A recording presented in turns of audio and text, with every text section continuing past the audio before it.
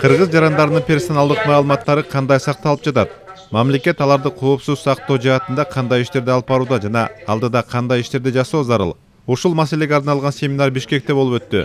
Жеке маалыматтарды коргоо боюнча мамлекеттик агенттик коомдук жана коммерциялык эмес уюмдарды, ишкер чөйрө өкүлдөрүн чогултуп, маалыматтар топтомун кандай шартта коопсуз кылып сактоо керектиги боюнча атайын семинар өтүп түшүндүрүп берди. Согласно закону об информации персонального характера, жеке мүнөздөгү маалымат боюнча мыйзамга ылайык биздин агенттик мамлекеттик органдар менен компаниялардан жеке маалыматтарды топтогон бирдиктүү реестрди түзүшү керек болчу. Ал жерде ким кандай маалыматтарды топтой тургандыгы ачык айкын көрүнүп, жарандар дагы муну билиши керек.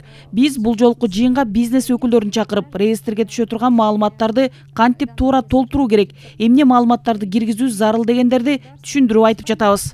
например, было бы не очень приятно. Мисалы мен медициналык клиникага барсам, анан ал жерден менин кайсы жерим ооруй тургандыгы, мисалы ашказаным ооруй тургандыгы же канымда темир жетиштүү эмес деген маалыматтар коомчулукка ачыкка чыгып кетчү болсо, мага ыңгайсыз эле болмок. Азыр кайсы бир жеке менчик клиника бул маалыматтарды ачык эле чыгарып жатат. Бул туура эмес. Мындай маалыматтарга хакерлер да кызыгып, кийин ар кандай ыңгайсыздыктарды жаратып коюшу мүмкүн. Мындан улам кийин көйгөйлөр жаралбашы үчүн бардык жеке маалыматтар ишенимдүү сакталышы керек.